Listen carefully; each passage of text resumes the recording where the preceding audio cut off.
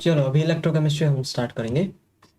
Electrochemical cells, ये क्या होता है? ये वो सेल्स होते हैं जो केमिकल रिएक्शन से इलेक्ट्रिसिटी बनाते हैं। ठीक है भाई, कईयों में तो क्या होता है, हम इलेक्ट्रिसिटी प्रोवाइड करते हैं, वो ध्यान है, इलेक्ट्रोड डालते हैं विलियन में, फिर हम इलेक्ट्रिसिटी प्रोवाइड करते हैं, फिर इलेक्ट्रोडों पर चीजें जम जाती हैं, ये सब हो जाता है, विद्युत विसर्जन, विद्युत प्रवाह करते हैं। बट कुछ में क्या होता है, केमिकल रिएक्शन खुद होगी, इलेक्ट्रिसिटी खुद बनती है। तो इसमें हम डैनियल सेल का एक एग्जांपल देख लेते हैं। डैनियल सेल में क्या हो रहा है, जिंक के लवण का एक विलयन है, ZnSO4 है, तो ये सॉल्यूशन ZnSO4 का है। ये सॉल्यूशन कॉपर SO4 का है, जो कि ऑब्वियसली नीले कलर का होता है, सबको पता होना चाहिए। ZnSO4 का क्या सीन है, ZnSO4 जो है इसका लवण है, लवण का अपघटन तो होगा ही, Zn2+ SO4 2-। Same copper sulphate का भी यही सीन रहेगा कि कॉपर 2+ SO4 2-। चलो ठीक है, ओके। ये ZnSO4 का विलेन है और इसमें जो रॉड है वो भी Zn की है, और ये कॉपर SO4 का विलेन है, और ये जो रॉड है ये देखो ये भी कॉपर की है। जिंक यहाँ एनोड की तरह कार्य करेगा, कॉपर यहाँ कैथोड की तरह कार्य करेगा। क्यों? अगर तुम्हें वो सीरीज याद है, इलेक्ट्रोकेमिकल सीरीज, लेके बारात शिकाना, ये रेडॉक्स में पढ़ी थी हमने, लेके बारात शिकाना मजे से आरा मंजू करे फेंक दे कोई नहीं का सुंदर प्यार। Zn आता है ऊपर, Zn ऊपर आता है, कॉपर नीचे आता है, मतलब Zn की SOP ज्यादा है, मतलब Zn ऑक्सीकृत होना ज्यादा चाहेगा। ये Zn की छड़ है, तो इस Zn की छड़ किससे बनी हुई है, जिंक से बनी हुई है, तो ये Zn चाहेगा कि मैं Zn2+ बन जाऊं, तो ये Zn जो है Zn2+ बन जाता है। कैसे बनेगा 2+? 2 इलेक्ट्रॉन त्यागेगा। अरे Zn2+ कैसे बनेगा, 2 इलेक्ट्रॉन इसने त्याग दिए, तो ये Zn क्या करता है, 2 इलेक्ट्रॉन रिलीज करता है। ये 2 इलेक्ट्रॉन रिलीज करता है। अब वो 2 इलेक्ट्रॉन कहां जाएंगे, ऐसे होते हुए, इधर होते हुए इसके पास जाएंगे वो 2 इलेक्ट्रॉन। अच्छा, कॉपर का क्या सीन, देखो कॉपर सल्फेट विलेन में ये कॉपर 2+ है। कॉपर 2+ पता है क्या करता है, ये जो सॉल्यूशन में कॉपर 2+ है, ये पता है क्या करता है, ये खुद अपचयित हो जाता है। अरे Zn तो ऑक्सीकृत हुआ, Zn ने 2 इलेक्ट्रॉन त्यागे, अब ये 2 इलेक्ट्रॉन लेगा कौन, ये लेगा कॉपर 2+। ये कॉपर 2+ 2 इलेक्ट्रॉन लेके कॉपर जम जाएगा, ये कॉपर जम जाएगा, तो यहाँ का जो कॉपर 2+ है ये जम जाएगा इस पे। पॉइंट इज, इलेक्ट्रॉन यहां से उठे यहां को आए, इसको बोला जाएगा एनोड। एनोड क्यों बोला, अरे जहां ऑक्सीकरण होता है उसको एनोड बोला जाता है, जहां रिडक्शन होता है वहां कैथोड बोला जाता है। अब यहाँ रिडक्शन ही तो हो रहा है, यहाँ कॉपर +2 आयन है सॉल्यूशन में, और ये 2 इलेक्ट्रॉन लेके क्या बन रहे हैं, कॉपर बन रहे हैं। जबकि यहाँ यहाँ Zn है, ये छड़ में इस रॉड में Zn है, और ये क्या हो रहा है, अपने 2 इलेक्ट्रॉन त्याग करके Zn2+ बना दे रहा है। ये सीन हो रहा है यहाँ पे, तो ऑक्सीडेशन हो रहा है वो एनोड, दूसरी तरफ रिडक्शन हो रहा है तो कैथोड। अच्छा, इलेक्ट्रॉन कहां से कहां जा रहे हैं, इलेक्ट्रॉनों का प्रवाह हो रहा है ऐसे, तो फिर इलेक्ट्रिसिटी का प्रवाह होगा विपरीत दिशा में। तुम्हें पता होना चाहिए, जिस डायरेक्शन में इलेक्ट्रॉन बहते हैं उससे बिल्कुल विपरीत डायरेक्शन में विद्युत धारा बहती है। ये क्या है जी, ये है लवण सेतु। लवण ब्रिज क्या काम में आता है, पढ़ लेंगे हम, रेडॉक्स में पढ़ लिया था वैसे तो हमने, शायद रेडॉक्स में लिखा था कि नहीं लिखा था, बट लवण सेतु के बारे में थोड़ा बहुत लिखा होगा। ये दोनों को कनेक्ट करता है, उदासीनता बनाए रखता है, ऐसा कुछ। अच्छा देखो, हो क्या रहा है, एनोड पर तो क्या हो रहा है, Zn का ऑक्सीडेशन हो रहा है, कैथोड पर क्या हो रहा है, Cu का रिडक्शन हो रहा है। बिकॉज Zn का SOP ज्यादा है, तो ये ऑक्सीकृत होगा और दूसरों को अपचेत कर देगा। तो ओवरऑल रिएक्शन क्या हुई, ओवरऑल रिएक्शन ये हुई कि तो Zn का तो Zn2+ बन गया, और कॉपर 2+ से ये नॉर्मल कॉपर बन गया। इनमें इलेक्ट्रॉन्स का ट्रांसफर कितना हुआ, 2 इलेक्ट्रॉन का ट्रांसफर हुआ। इसका रिप्रेजेंटेशन कैसे होगा, सेल की जो रिएक्शन है इसका रिप्रेजेंटेशन कैसे होगा, देखो सबसे पहले एनोड की रिएक्शन को लिखा जाता है, फिर डबल डंडा, और फिर कैथोड की रिएक्शन। एनोड की रिएक्शन क्या हुई, Zn से Zn2+ बना। Zn सॉलिड था, अरे Zn कहाँ था, रॉड में था ना। अरे ये जो है, ये रॉड थी Zn की, सॉलिड था, और सॉलिड से क्या बना, Zn2+ एक्वस बन गया। एक्वस कैसे बन गया, रिलीज हो गया ना उसमें एक्वस सॉल्यूशन में, जबकि कॉपर 2+ तो एक्वस ही था सॉल्यूशन में, यहाँ पे फैला हुआ था, वो जम गया कॉपर सॉलिड में। तो ये कैथोड की रिएक्शन, ये एनोड की रिएक्शन। तो सबसे पहले एनोड फिर कैथोड, इस तरीके से रिप्रेजेंटेशन किया जाएगा। गैल्वेनिक सेल में कोई भी 2 मेटल्स लिए जा सकते हैं, ये गैल्वेनिक सेल ही है, इसका स्पेसिफिक है ये डैनियल सेल, इस चीज को बोला जाता है गैल्वेनिक सेल। बट इसमें भी अगर तुम ये जिंक और कॉपर ले लेते हो तो इसको डैनियल सेल बोला जाएगा। गैल्वेनिक सेल में कोई भी 2 मेटल्स लिए जा सकते हैं, उसका एक स्पेसिफिक रूप है डैनियल सेल, जिसमें Zn और कॉपर लिए जाते हैं। लवण सेतु सॉल्यूशंस को जोड़कर सर्किट पूरा करता है और दोनों को उदासीन बनाए रखता है। एनोड पर ऑक्सीडेशन, कैथोड पर रिडक्शन होता है। जब हाफ सेल में सभी स्पीशीज की सांद्रता अगर 1 मोलरता ली गई है तो इलेक्ट्रोड पोटेंशियल को स्टैंडर्ड इलेक्ट्रोड पोटेंशियल बोला जाता है। क्या बोला जा रहा है कि अगर चीजें 1 मोलरता में ली गई हैं सारी चीजें, तो जो इलेक्ट्रोड का, ये जो इलेक्ट्रोड्स होते हैं इनके जो पोटेंशियल आएगा उसी को ही स्टैंडर्ड इलेक्ट्रोड पोटेंशियल SEP बोल दिया जाएगा। और इसमें दो होती हैं, एक तो स्टैंडर्ड ऑक्सीडेशन पोटेंशियल और एक होता है standard reduction potential, SOP SRP, जो कि हमें पता ही है। हाफ सेल मतलब, अरे हाफ सेल मतलब एक सेल में ऑक्सीडेशन हो रहा है और एक तरफ रिडक्शन हो रहा है, तो उनको दो हाफ रिएक्शन बोला जाता है, एक तरफ ऑक्सीडेशन एक तरफ रिडक्शन, तो दो हाफ सेल होते हैं इस तरीके से। आईयूपीएसी के अनुसार रिडक्शन पोटेंशियल को ही अब एससीपी कहा जाता है। मतलब अगर देखो कोई भी क्वेश्चन है और क्वेश्चन में तुम्हें बोल दिया कि ये देखो ये एक चीज है, ये इसका इलेक्ट्रोड पोटेंशियल है इतना, अब तुम बोलोगे देखो यार स्टैंडर्ड इलेक्ट्रोड पोटेंशियल तो दो होते हैं, ऑक्सीडेशन पोटेंशियल भी और रिडक्शन पोटेंशियल भी, एसओपी भी एसआरपी भी, तो हम क्या माने। अगर तुझे क्वेश्चन ने ना तो ऐसे बोला कि एसओपी है ना एसआरपी है, तुझे सिर्फ ऐसे बोला कि ये देखो ये एक चीज है, इसका स्टैंडर्ड इलेक्ट्रोड, इसका इलेक्ट्रोड का पोटेंशियल है इतना, तो क्या मानेगा, एसओपी या एसआरपी, तो एसआरपी माननी है। जब भी कुछ भी नहीं दे रखा और तेरे को इलेक्ट्रोड पोटेंशियल दे रखा हो तो उसको एसआरपी ही मानना है, आईयूपीएससी ऐसा कहता है। Got it. अब ये 3 डायग्राम है, ऐसे एनसीईआरटी में फालतू का सा दे रखा था, इनसे कोई वो कुछ नहीं है, बेसिक सी चीज है। देख ये Zn है, ये कैथोड है, इसको नेगेटिव क्यों बोला, क्योंकि इलेक्ट्रॉन यहाँ से उठ के आ रहे हैं, इसको पॉजिटिव बोल दिया गया। बाकी एनोड तो ये है, कैथोड तो ये है, तो ऐसा कुछ नहीं है कि एनोड पॉजिटिव कैथोड नेगेटिव, ऐसा नहीं है। देखो जेड एनोड नेगेटिव है कैथोड पॉजिटिव है ना, ऐसा क्यों है। इलेक्ट्रॉन्स का ट्रांसफर किधर हो रहा है, इधर हो रहा है। अच्छा ये क्या बताना चाह रहा है मैं बता देता हूँ। ये डेनियल सेल का जो टोटल इलेक्ट्रोड है ना, वो सॉरी इलेक्ट्रोड पोटेंशियल वो 1.1 ही आता है। हाँ देखो कहीं तो भी कैलकुलेट किया होगा। हाँ इस सेल का जो पोटेंशियल आता ना हाँ मैं बताता हूँ, ये जो सेल बना ना डेनियल सेल, इसका पोटेंशियल ना 1.1 आता है। अभी हम देखेंगे नीचे कैलकुलेट करेंगे तो इसका पोटेंशियल कितना था, 1.1 आता है। अब देख अगर मैंने एक बाह्य बैटरी लगा रखी है जिसका पोटेंशियल 1.1 से कम है, तब तक तो ये तुम्हारी धारा को रोक नहीं पाएगा। इलेक्ट्रॉन बहेंगे इधर, धारा बहेगी इधर, है ना, रोक नहीं पाएगा ये। देखना यार अच्छे से, ये हमने बाह्य बैटरी लगा रखी है। बट अगर मैंने 1.1 की बैटरी लगा दी तो अब ये देख 1.1 की बैटरी भी इधर धारा प्रवाहित करेगी और मेरे इलेक्ट्रॉन इधर आएंगे तो मेरी धारा इधर प्रवाहित होगी, मतलब ये रोक देगा। रुक जा देख इसको मैं कैसे समझाऊं। पॉइंट इज तू इतना डायग्राम में जा मत। बात यह है यहां से इलेक्ट्रॉन जा रहे थे, धारा प्रवाहित हो रही थी, उसको रोकने के लिए मैंने बैटरी लगाई, बट बैटरी का वोल्टेज तो 1.1 से कम था, तो ये मुझे रोक नहीं पाएगा क्योंकि इस जो डेनियल सेल होता है ना, इसका पोटेंशियल 1.1 होता है, तो ये रोक नहीं पाएगा।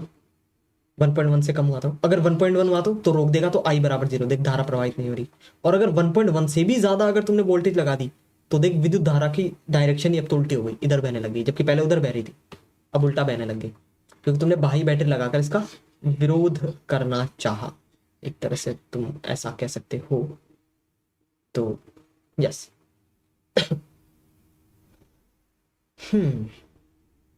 सही है। आई डोंट थिंक तुम इसे करना चाहिए, छोड़ो, फिजिक्स घुसा रहे हैं फालतू का इसमें, एनसीईआरटी में बट दे तो रखा था, छोड़ो इसको।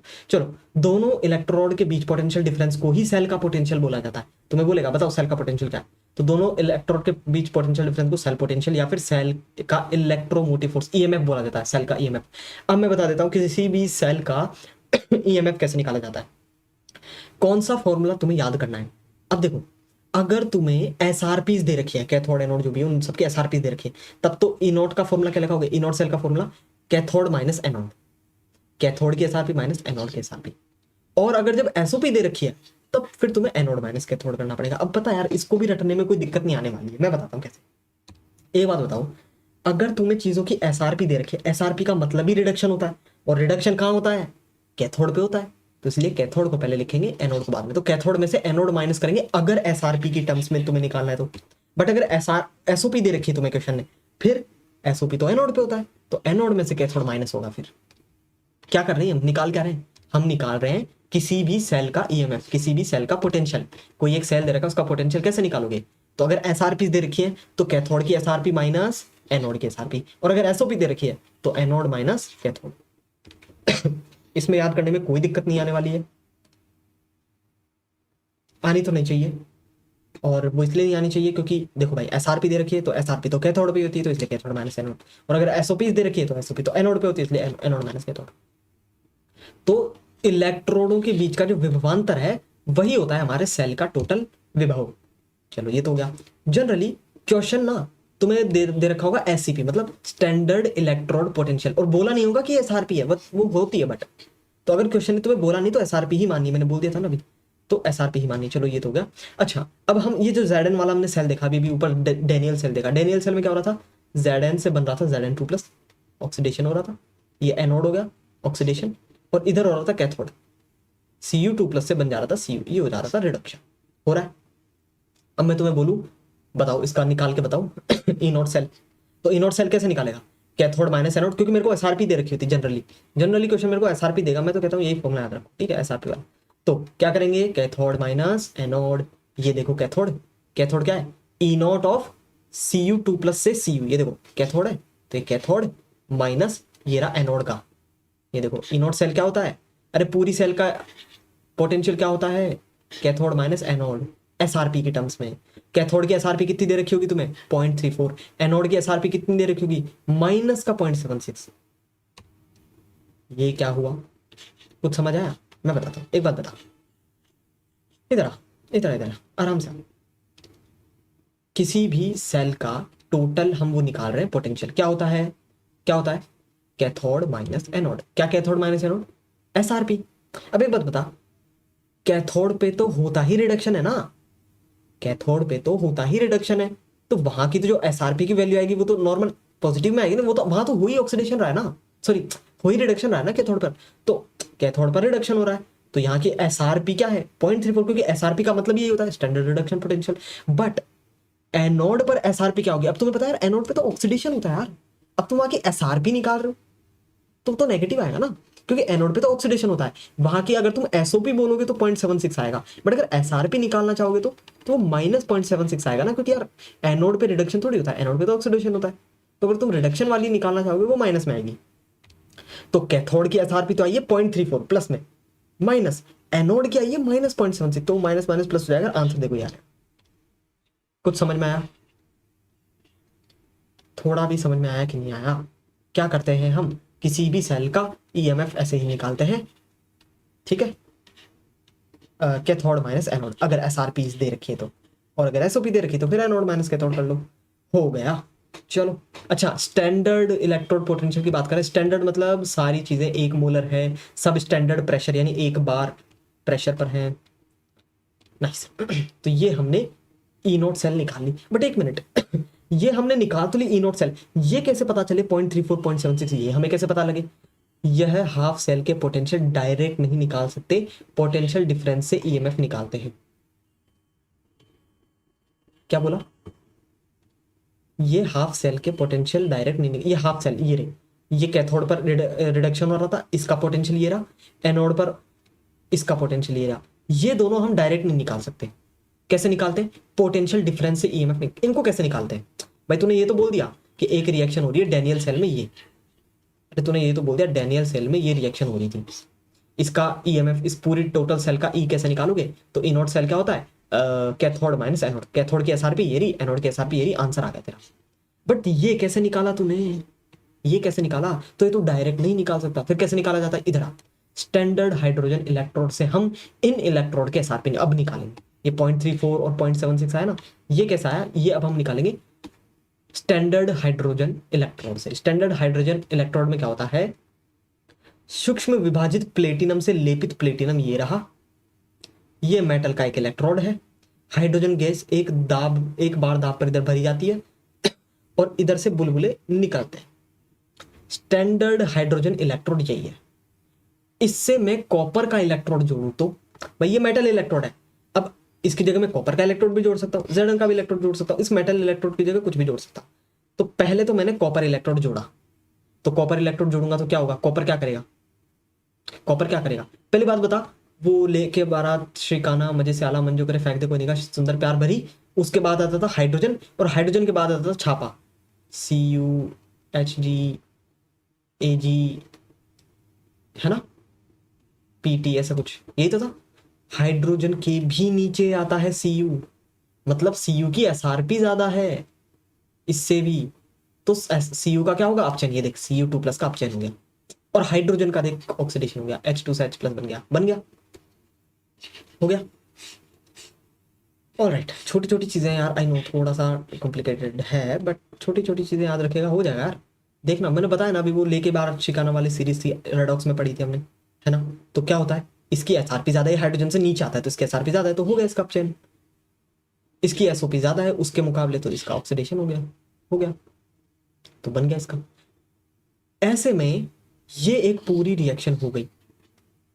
ऐसे में अगर मुझे इस पूरी रिएक्शन को लिखना है तो पता कैसे लिखूंगा? प्लेटिनम सॉलिड, सबसे पहले जो प्लेटिनम सॉलिड, ये जो प्लेटिनम लिया था प्लेटिनम सॉलिड, उसके बाद सबसे पहले एनोड, एनोड पे क्या हो रहा है? H2 का ऑक्सीडेशन हुआ, ये एनोड। उसके बाद डबल डंडा, फिर कैथोड, कैथोड पे क्या हो रहा है? ये हो गया ऑप्शन। सिंपल, कोई बोर्ड का पेपर नहीं है, अगर को पूरा नहीं लिख के आना, तो बस फील ले थोड़ा, हो गया। नाइस। अब मैं तेरे को पूरा ई नॉट निकालने के बोलूं सेल का, तो ई नॉट क्या होता है? Cathode minus anode, right minus left, अरे राइट का माइनस लेफ्ट का, क्योंकि राइट में कैथोड ही होता है, तो कैथोड माइनस एनोड। सही है। अब एक चीज, हाइड्रोजन का ईएमएफ 0 होता है, ये तो हमें पता है। वही वो सीरीज में जाओ, लेके बारात शिकाना वाली सीरीज में, अगर तुम्हें पता हो तो हाइड्रोजन का तो 0 होता है ईएमएफ। तो देख, ई नॉट सेल क्या हुआ? कैथोड माइनस एनोड, और इसका तो है 0। और अब तुम इसको कैलकुलेट कर लोगे, आंसर आ जाएगा 0.34। ऐसे आया था 0.34। कुछ समझ आया? दोबारा से मैं बताता हूँ। देखो, हमारे पास सॉरी, हमारे पास डैनियल सेल में क्या हो रहा था? एक जगह ऑक्सीडेशन हो रहा था Zn का, एक जगह रिडक्शन हो रहा था।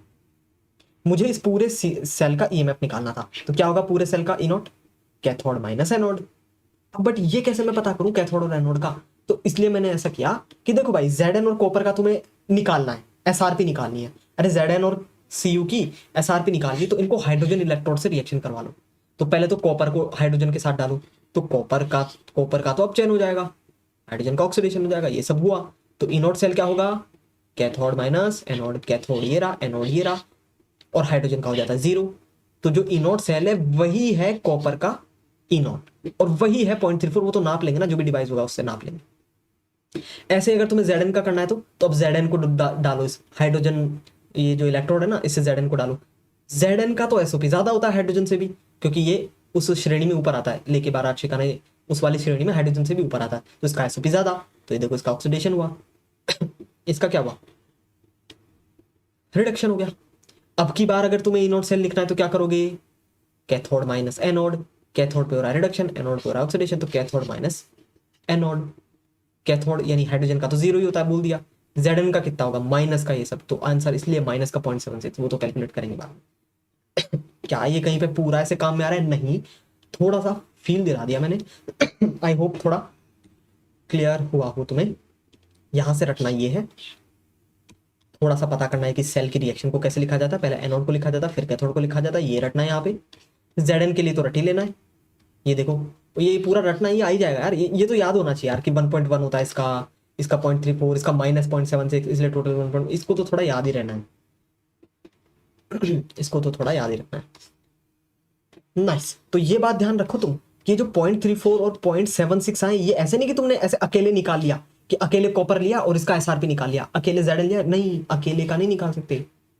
ये देख, ये लिखा भी, ये हाफ सेल के पोटेंशियल डायरेक्ट तुम नहीं निकाल सकते, इसके लिए तुम्हें हाइड्रोजन इलेक्ट्रोड की सहायता लेनी पड़ेगी, उसके साथ तुम जोड़ सकते हो, तभी तुम निकाल सकते हो। चलो, H प्लस आयंस Zn को ऑक्सीडाइज कर सकते हैं बट कॉपर को नहीं। H प्लस आयन Zn को ऑक्सीडाइज कर सकते हैं पर कॉपर को नहीं। हाँ, Zn की तो एसओपी ज्यादा होती है ना, तो ऑक्सीडाइज होना ही चाहता ना, तो H प्लस आयन Zn को ऑक्सीडाइज कर सकते हैं और कॉपर को नहीं। इसीलिए कॉपर जो है HCl में घुलता नहीं है। ओह, कॉपर HCl में नहीं घुलता है। HNO3 की तुलना में H प्लस द्वारा नहीं, NO3 माइनस द्वारा ऑक्सीडाइज होता है। ओके ओके ओके, अच्छा अच्छा, ये एनसीईआरटी में एक चीज ध्यान दे रखी थी, मैं बताता हूँ। देखो, पहली बात तो Zn तो रिएक्शन कर लेता है HCl से, Zn तो HCl में रिएक्शन कर लेगा, क्योंकि H प्लस आयंस Zn को ऑक्सीडाइज कर देंगे। कॉपर को नहीं कर पाएंगे, क्योंकि कॉपर तो H से नीचे आता है, तो कॉपर तो नहीं हो पाएगा हाइड्रोजन से ऑक्सीडाइज, है ना। तो कॉपर HCl में नहीं घुलता, बट HNO3 में फिर भी घुलता है कॉपर। अब तुम सोचोगे यार, HNO3 में भी तो H प्लस है, HCl में भी H प्लस है, और H प्लस कॉपर को ऑक्सीडाइज कर नहीं पा रहा था, वो घुल नहीं रहा था, फिर HNO3 में कैसे घुल जाता है? तो देख, यहाँ लिखा है मैंने, HNO3 में घुलता तो है पर H प्लस द्वारा नहीं घुलता, NO3 माइनस द्वारा ऑक्सीडाइज होता है यहाँ पे, क्योंकि HNO3 एक प्रबल ऑक्सीकारक है, इसमें नाइट्रोजन एक ऑक्सीकारक होता है एक तरह से, ठीक है। ओके, एनसीईआरटी लाइन लिखी हुई थी, इसको थोड़ा सा रखना है। दोबारा से बोलूं क्या यार? अरे वो याद है कि नहीं यार, लेके बारात शिकाना, उसको देख ले, तेरा सारे डाउट क्लियर हो जाएंगे। जो हाइड्रोजन से ऊपर ऊपर वाले थे उन सबकी एसओपी ज्यादा होती है, मतलब वो ऑक्सीडाइज होना चाहेंगे, जबकि नीचे वालों की एसआरपी ज्यादा होती है, यानी वो सब अपचयित होना चाहिए। तो भाई हाइड्रोजन से ऊपर होता है Zn, तो हाइड्रोजन Zn को ऑक्सीडाइज कर देगा, जबकि कॉपर नीचे होता है, तो कॉपर क्यों होगा, ऑक्सीडाइज नहीं होगा यार। बट HCl में नहीं घुलता कॉपर, क्योंकि ऑक्सीडाइज नहीं होगा, बट HNO3 में फिर भी घुल जाता है, किस लिए, H+ द्वारा नहीं, NO3 द्वारा ऑक्सीडाइज। चलो, इलेक्ट्रोकेमिकल सेल्स का यूज सॉल्यूशन के पीएच, इलेक्ट्रोकेमिकल सेल का यूज किसके लिए होता है, सॉल्यूशन के पीएच, विलेयता गुणनफल यानी Ksp, साम्य स्थिरांक, थर्मोडायनामिक प्रॉपर्टीज, पोटेंशियोमेट्रिक टाइट्रेशन में होता है। चलो, नेर्नस्ट समीकरण, किसी भी सांद्रता पर हाइड्रोजन इलेक्ट्रोड के सापेक्ष इलेक्ट्रोड का विभव निकालने हेतु यूज होता है। 1 सेकंड में किया गया electric work total charge and electric potential का मल्टीप्लाई होता है। क्या मतलब, अच्छा, वर्क पर टाइम, अच्छा ठीक है। वर्क क्या होता है, work total charge into EMF, electrode potential. ये टोटल चार्ज क्या हुआ, अरे फेराडे में NFe, n मतलब जितने मूल इलेक्ट्रॉन, तेरे को पता है एक इलेक्ट्रॉन का चार्ज कितना होता है, 1.6 इंटू 10⁻⁻19 माइनस में होता है, ये होता है एक मोल इलेक्ट्रॉन पर चार्ज, पता है कितना था, एक फेराडे एक फेराडे। और एक फेराडे में कितने कूलाम होता है पता है, 96,500 कूलाम, 96,500 कूलाम। क्या याद है तुमको, चलो, वर्क बराबर क्या होता है, NFe, याद रह पाएगा। वर्क क्या होता है, total charge into electrode potential, NFe। n क्यों, क्योंकि कितने मोल हैं हमें नहीं पता ना, इलेक्ट्रॉन तो n मोल है, f फेराडे, क्योंकि एक मोल का इलेक्ट्रॉन पर चार्ज टोटल एक फेराडे होता है, तो NFe। एक इलेक्ट्रॉन पर आवेश 1.6 × 10⁻⁻19, बट एक मोल इलेक्ट्रॉन पर आवेश मतलब Na इलेक्ट्रॉन, एक मोल में Na मतलब इतने इलेक्ट्रॉन पर आवेश कितना होगा, बोलो। देख भाई, एक इलेक्ट्रॉन पर इतना आवेश है, तो एक मोल इलेक्ट्रॉन पर कितना आवेश है, इसको मल्टीप्लाई कर दे 1.6 × 10⁻⁻19, पूरों को सॉल्व करेगा ना, यही आएगा 96,500 कूलाम। इसी को बोलते हैं एक फेराडे, यानी एक मोल अलग अगर इलेक्ट्रॉन है तो टोटल चार्ज कितना होगा, एक फेराडे। तो अगर n मोल है तो टोटल आवेश कितना होगा, NF। वर्क क्या होगा, NF। चलो, यदि हम गैल्वेनी सेल से मैक्सिमम वर्क लेना चाहते हैं तो चार्ज फ्लो रिवर्सिबल कराना होगा। गैल्वेनी सेल से अगर हम मैक्सिमम वर्क लेना चाहते हैं तो चार्ज फ्लो रिवर्स करवाना होगा। रिवर्स वर्क ही गिब्स एनर्जी में कमी होती है, मतलब डेल्टा जी ही माइनस डब्ल्यू होता है। दोबारा से क्या रटना पड़ेगा, यहां से रटना क्या है, एक तो रटना है डब्ल्यू बराबर NFe और एक रटना है डेल्टा जी बराबर माइनस NFe। क्या ये दो चीजें रट पाओगे, एक तो वर्क होता है NFe और डेल्टा जी होता है माइनस का NFe, ये भी ठीक है। अब डेल्टा जी का फॉर्मूला हमें पता है, डेल्टा जी बराबर delta J not plus RT ln के। डेल्टा जी की वैल्यू माइनस NFe है, देख डेल्टा जी की value minus NFe, delta G not की वैल्यू माइनस NFe नॉट, यहाँ 2.303 लगा दिया तो अब ये लॉग 10 बन जाएगा। चलो ठीक है, अब देखो यहाँ भी माइनस NFe, यहाँ भी माइनस NFe, एक काम करता हूँ माइनस NF का डिवाइड दे देता हूँ, यहाँ भी माइनस NF का डिवाइड, यहाँ भी माइनस NF का डिवाइड, यहाँ भी माइनस NF का डिवाइड।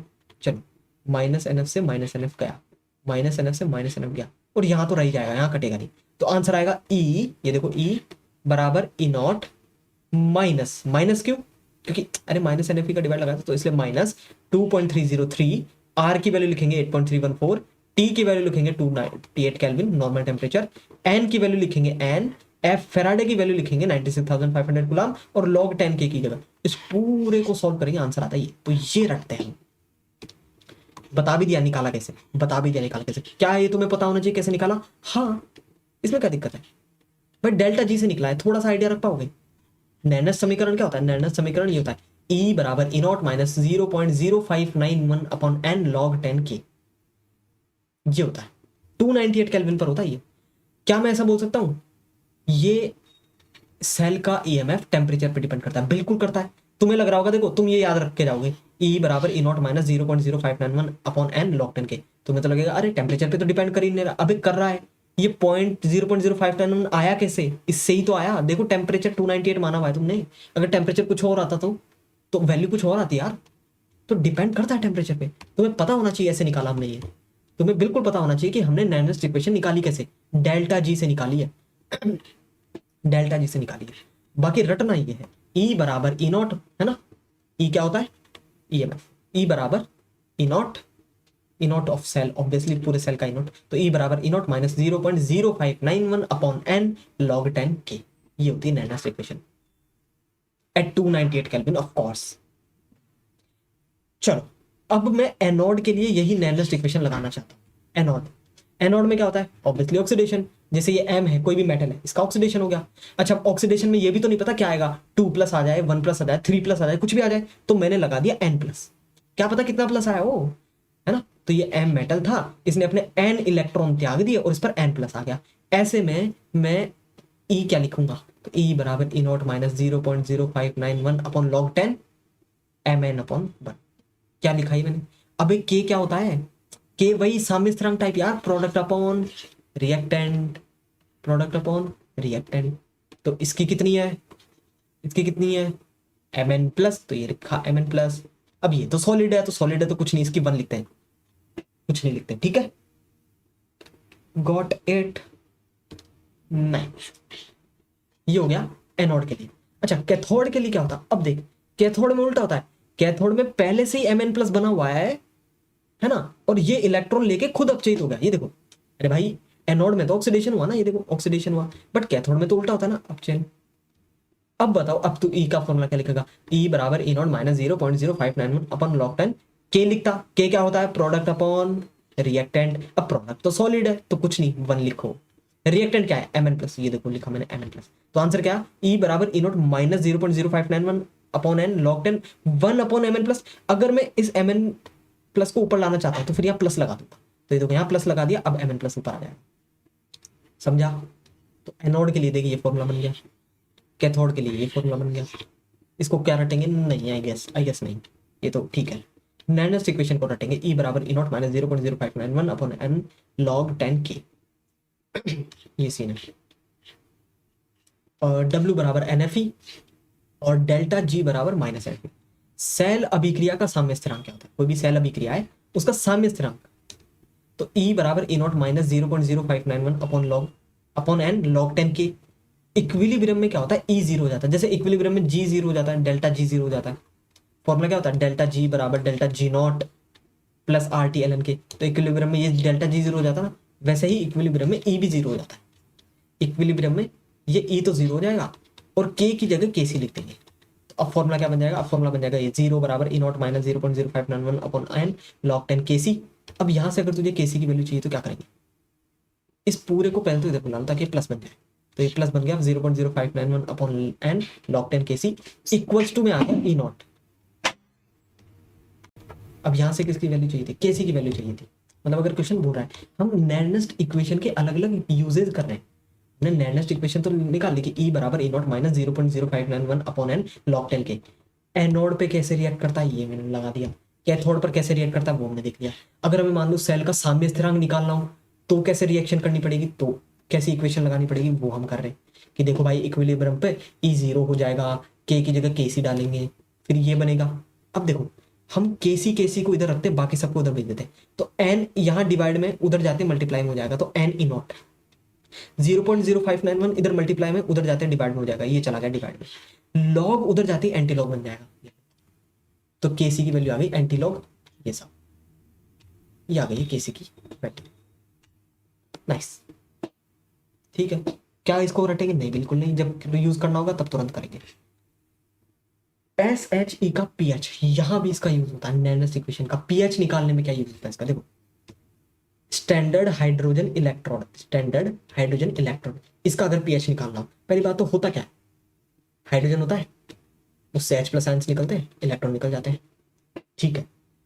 यहां पे अगर हमें निकालना, अच्छा हो क्या रहा है, हो क्या रहा है, ऑक्सीडेशन ही हो रहा है, ऑक्सीडेशन ही हो रहा है, ठीक है। तो करते हैं E बराबर E0 minus 0.0591 upon n। n कितना होता है, कितने इलेक्ट्रॉन का आदान प्रदान होता है, 2 इलेक्ट्रॉन का आदान प्रदान होता है, तो 2 log 10 K होता है। अब K क्या होता है, प्रोडक्ट अपॉन रिएक्टेंट, प्रोडक्ट ये रहा, तो H+ की सांद्रता और इसका स्क्वायर किया क्योंकि ये 2 था ना इसलिए स्क्वायर अपॉन रिएक्टेंट, तो ये था, बट ये तो गैस है, गैस है तो क्या करें, गैस है तो इसका प्रेशर लिखो, प्रेशर तो 1 बार होता है, समझे। इसीलिए वहां भी 1 क्यों लिख रहे थे, जिस सॉलिड का 1 लिख देते हैं, देखो जहां भी सॉलिड है गैस है तो उसका 1 लिख दो बस, कोई दिक्कत नहीं, ठीक है। तो यहाँ लिख दिया 1, प्रेशर की जगह 1 लिख देंगे, तो देखो इक्वेशन बनेगी E बराबर माइनस 0.0591 अपॉन 2 log 10, H+ का स्क्वायर था तो पावर HT आगे आ जाती है तुम्हें पता है, तो बन जाएगा ये 2 log 10, ये सब 2 से 2 गया और ये बन गया एक सेकंड, एक सेकंड, ये 0.0591 है ना, इसको इधर डिवाइड में भेजो ई के, तो ये बन जाएगा ई अपॉन 0.0591, और इधर सिर्फ बचेगा माइनस लॉग 10h प्लस, और माइनस लॉग 10h प्लस ही तो होता है पीएच। अरे माइनस लॉग 10h प्लस ही तो होता है पीएच। तो यहां से फॉर्मूला बनता है, एक बार कोशिश कर, अरे यहां तक तो आया ना, सिंपल था ना, ई बराबर ई नॉट और ये सब, और ई नॉट होगा जीरो। ई नॉट क्यों जीरो हो गया? अरे हाइड्रोजन, हाइड्रोजन इलेक्ट्रोड के लिए ई नॉट जीरो होता है ना, सेल का हाइड्रोजन के लिए जीरो होता है, ठीक है। तो ये सब इक्वेशन बनी, ये तो सब साथ लिए तो मेरे। अब 2 से 2 भी कट गया, सिर्फ इस 0.0591 को इस ई के डिवाइड में भेज दो, ये बन गया। अब इधर देख क्या बचा, बता, माइनस लॉग 10h प्लस, और माइनस लॉग 10h प्लस यही तो होता है पीएच। तो पीएच की वैल्यू क्या है? ई अपॉन 0.0591, ये आई है पीएच की वैल्यू। बट ये आई है एनोड के लिए, कैथोड के लिए आती तो उल्टा हो जाता, मतलब माइनस आता। अब इसको थोड़ा सा रट सकते हैं, ये निकाल सकते हो ऐसे इस तरीके से, बट अब थोड़ा रट सकते हैं। अगर तुम्हें एनोड है और एनोड का पीएच पूछा है तो ई अपॉन 0.0591, बट अगर कैथोड है तो माइनस ई अपॉन 0.0591। बाकी निकाले कैसे? ऐसे। कुल मिला के सब में फॉर्मूला वही याद रखना आपने को, नेक्स्ट इक्वेशन ई बराबर E not minus 0.0591 upon N log 10, sorry log 10 के, ये रहा नेक्स्ट इक्वेशन। तो इसको काफी जगह हम यूज तो ले सक रहे हैं, ठीक है। एनोड का पीएच कैसे निकालेंगे? ई अपॉन 0.0591, बट कैथोड का पीएच कैसे निकालेंगे? माइनस ई अपॉन 0.0591। यस, ऑल राइट, ठीक है। कंडक्टेंस ऑफ इलेक्ट्रोलिटिक सॉल्यूशन, सबसे पहले तो आर बराबर रो एल बाई ए, सबको पता है आर क्या होता है? रेजिस्टेंस, रो होता है रेजिस्टिविटी। आर होता है रेजिस्टेंस यानी प्रतिरोध, और रो होता है रेजिस्टिविटी यानी प्रतिरोधकता। मैं बोल रहा हूँ हिंदी इंग्लिश में बहुत कंफ्यूज हो गया, यहाँ तो इंग्लिश चलने दो। तो आर बराबर rho L by A, R होता है रेजिस्टेंस, रो होता है रेजिस्टिविटी। ये एल बाई ए को पता है सेल नियतांक बोला जाता है, एल बाई ए को, एल बाई ए, इसको जी स्टार से भी दर्शाया जाता है, ये होता है सेल नियतांक, एल बाई ए। अच्छा, इसकी यूनिट क्या हुई? अरे एल क्या होता है? दूरी यानी मीटर, ए क्या होता है? एरिया यानी मीटर स्क्वायर। तो आंसर आएगा पर मीटर में आता है। तो कोई पूछ ले सेल नियतांक की ऐसा यूनिट क्या है? पर मीटर, यानी m की पावर -1। चलो, तो आर बराबर रो एल बाई ए, और एल बाई ए होता है सेल नियतांक। अब देखो दो और चीजें, ये तो होता है रेजिस्टेंस, रेजिस्टेंस का उल्टा कर दो तो कंडक्टेंस, ये होती है रेजिस्टिविटी, और रेजिस्टिविटी का उल्टा कर दो तो कंडक्टिविटी। देखो ना यार, 1/r, रेजिस्टेंस का उल्टा कंडक्टेंस, और 1/रो यानी रेजिस्टिविटी का उल्टा कंडक्टिविटी। इसी को ये के से दर्शाया जाता है, ये है कप्पा, इसको कप्पा बोला जाता है। चलो, अच्छा, कंडक्टेंस का ऐसा ही मात्रक पूछ ले तो ओम इनवर्स, क्यों? अरे रेजिस्टेंस का मात्रक तो ओम होता है, बट ये 1/r है यानी ओम इनवर्स। ओम इनवर्स तो बता, ओम इनवर्स को एमएचओ बोल दिया जाता है, क्योंकि देख, एक तो है ओम, एक तो है ओम, और ओम का उल्टा क्या होता है? एमएचओ, मोह। ये देखो, ओम का उल्टा मोह, तो ऐसे भी बोल दिया जाता है। ओम इनवर्स को मोह भी बोल दिया जाता है, और इसको एस भी बोल दिया जाता है, इसको बोला जाता है सीमेंज। देखो इतने सारे मात्रक सेम ही है, बट इन सब का मतलब, तो मैं तो ऐसा आ जाता हूँ, आर बराबर rho L by A, R होता है रेजिस्टेंस, रो होता है रेजिस्टिविटी। चलो, रेजिस्टेंस का उल्टा करते ही कंडक्टेंस मिलेगा, और रेजिस्टिविटी का उल्टा करते ही कंडक्टिविटी मिल जाएगी, ठीक है। नाइस, बट कई बार पता है इनके और अलग नाम होते हैं, ऐसे बोल सकते, विशिष्ट प्रतिरोधकता, ऐसे भी बोल दिया जाता है इनको कई बार। ठीक है, वेट, ठीक है, हाँ। तो ये हो गया, हाँ ये बात थोड़ा ध्यान में रख लेंगे, ओम इनवर्स, मोह, ऐसा ना। चलो, अच्छा, 1/रो हो गया ये तो, 1/रो को क्या लिखेंगे? 1/रो को क्या लिखेंगे? अरे आर बराबर रो एल बाई ए को उधर भेजो, एल को उधर भेजो, क्या बनेगा? आर ए बाई एल बराबर रो, तो 1/रो क्या होगा? इसका उल्टा कर लो, एल अपॉन आर ए। 1/रो क्या होगा? अरे ये रो तो है ये, तो 1/रो क्या होगा? इसका उल्टा कर लो, L upon R A, L upon R A. ये तो हो गया 1/r, 1/r मतलब सीमेंज, और एल अपॉन ए ये होता है मीटर, ये होता है मीटर स्क्वायर यानी पर मीटर, या फिर सेंटीमीटर तो सेंटीमीटर, सीमेंज पर सेंटीमीटर। अरे भाई, जब निकालना होगा तब कर लेना, जब निकालना होगा तब कर लेना, कोई नहीं पूछ रहा। खैर, क्या क्या रखता हूँ मैं यहाँ से क्या क्या रखता हूँ बता दे दूँ। एक तो ये आर बराबर रो एल बाई, एक तो ये, एक रेजिस्टेंस का उल्टा कंडक्टेंस, रेजिस्टिविटी का उल्टा कंडक्टिविटी, ये सब हो गया। एक और चीज देखो, एल बाई ए होता है सेल नियतांक, है ना। इधर आ, आर बराबर rho L by A, L by A होता है ना सेल नियतांक, इस रो को इधर भेजो, आर अपॉन रो हो जाएगा, ये देखो। तो एल बाई ए सेल नियतांक होता है, एल बाई ए को आर अपॉन रो भी तो बोल सकता हूँ, तो ये देख एल बाई ए को आर अपॉन रो भी बोल सकता हूँ, और तुझे पता है वन अपॉन रो को कप्पा भी बोल सकते हैं, तो ये देखो कप्पा इंटू आर आ गया। तो एक रिलेशन पता क्या बनता है, जी स्टार बराबर कप्पा इंटू आर। भाई बहुत ही अजीब है ना, क्या मैं इसको याद रखता हूँ, थोड़ा थोड़ा बट नहीं, याद क्या रखेंगे, एक तो इसको रटेंगे जोर से, इसको रटेंगे जोर से, इसको रटेंगे जोर से, इसको रटेंगे जोर से, बाकी जो पूछे वो निकाल देंगे, बस जो पूछे वो निकाल देंगे, कोई दिक्कत नहीं। इसको हल्का सा याद रख सकते हो कि जी स्टार बराबर कप्पा इंटू आर, थोड़ा सा अगर नहीं, मैं तो फिर भी नहीं करूंगा, मेरे को नहीं याद ये, अगर तुम्हें ऑनेस्टली बोलूँ तो सिर्फ ये याद है, तो आर बराबर रोयल बाई ये और ये, बाकी कुछ नहीं है। कंडक्टिविटी के बेसिस पर पदार्थ को कंडक्टर, इंसुलेटर या सेमीकंडक्टर या सुपर कंडक्टर भी बोला जाता है। कंडक्टर मतलब जो कंडक्टर है, जो चालक है इलेक्ट्रिसिटी के, सेमीकंडक्टर मतलब सेमीकंडक्टर नाम से बता, इंसुलेटर जो नहीं है भाई, इंसुलेटर चालक नहीं होते, सुपर कंडक्टर भाई बढ़िया। सुपर कंडक्टर का पता क्या है, बहुत ही ज्यादा चालक होता है, मतलब कि इनकी कंडक्टिविटी बहुत इन्फिनिटी लगभग, सुपर कंडक्टर की कंडक्टिविटी बहुत ही हाई, और अगर एक आदर्श सुपर कंडक्टर है तो उसकी तो इन्फिनिटी होती है कंडक्टिविटी, और रेजिस्टिविटी पता कितनी थी, जीरो, कोई प्रतिरोध नहीं, कोई नहीं रोक रहा, फुल कंडक्टिविटी, ये होते हैं super conductor. Generally metals very low temperature पर सुपर कंडक्टर जैसा बिहेव करते हैं, जो मेटल्स होते हैं वो बहुत कम टेम्परेचर पे 0 से 15 केल्विन पर सुपर कंडक्टर की तरह बिहेव करते हैं, पर कुछ सिरेमिक पदार्थ और मिक्स ऑक्साइड तो 150 केल्विन पर भी सुपर कंडक्टर की तरह बिहेव कर सकते हैं। चलो, electrical conductance depends on, electrical conductance किस चीज पर डिपेंड करती है, nature of structure of metal, nature और structure of metal, volume electron per atom, sorry valence electron per atom. भाई इलेक्ट्रॉन्स कितने, जितने ज्यादा इलेक्ट्रॉन्स वैलेंस इलेक्ट्रॉन्स होंगे उतना ही ज्यादा वो चार्ज कैरी कर पाएंगे, उतना ही ज्यादा कंडक्टेंस आ पाएगी, और टेम्परेचर पे भी ऑफ कोर्स। ठीक है, तो कंडक्टेंस इन तीन चीजों पर डिपेंड करती है, nature and structure of metal, valence electron per atom और टेम्परेचर। देखो कुछ कुछ जगह याद करने वाली पार्ट है, यानी ये वाला पार्ट थोड़ा सा तुम्हें रटना पड़ेगा, नोट्स में देख के आराम से बैठ के रट लेना।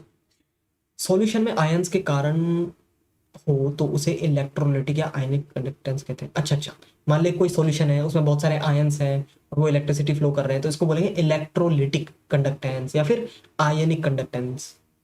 It depends on nature of electrolyte added, size of ions and their solution, nature of solvent and viscosity, भाई जो जिसमें तुम मिला रहे हो सॉल्यूशन में उसका सॉल्वेंट का नेचर कैसा है, उसकी विस्कोसिटी यानी शांता कैसी है, कंसंट्रेशन ऑफ इलेक्ट्रोलाइट, भाई तुम कितना ज्यादा इलेक्ट्रोलाइट मिला रहे हो, और ऑफ कोर्स टेम्परेचर।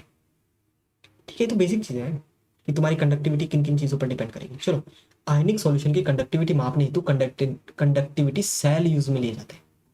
कोई भी एक आयनिक सॉल्यूशन है, तुम कैसे पता कर पाओगे कि अच्छा कंडक्टिव है कि नहीं है, तो इसलिए कंडक्टिव सेल यूज में लिए जाते हैं। इन्हें नॉर्मल सॉलिड वायर से जोड़कर डीसी करंट नहीं दे सकते, क्योंकि सॉल्यूशन का कंपोजिशन ही चेंज हो जाएगा। फिर क्या होता है, ये क्या बोल रहा है, ये देखो मैं बताता हूं।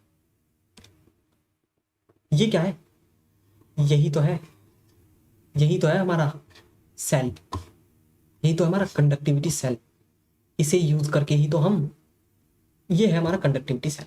इस सेल में क्या डालेंगे, वो सॉल्यूशन जिसकी तुम्हें कंडक्टिविटी पता करनी है, और ये बता देगा। ठीक है ये क्या है, इलेक्ट्रोड, ये क्या है, तार।